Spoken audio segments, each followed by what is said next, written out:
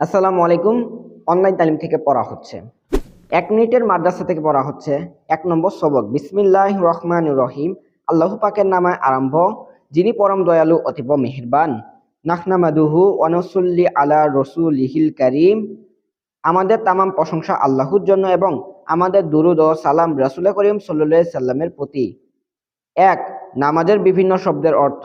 আল্লাহু আকবার অর্থ আল্লাহ পাক সবচেয়ে বড়, বরং বড়াই শুধু আল্লাহর জন্যই খাস। ২. একটি সুন্নত।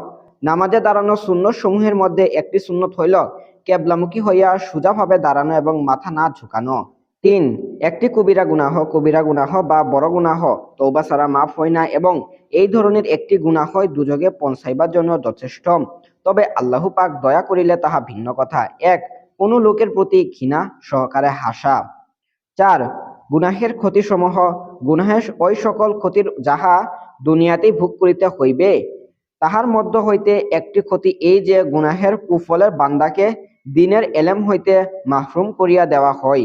৫. এবাদত বন্দেগীর উপকারিতা।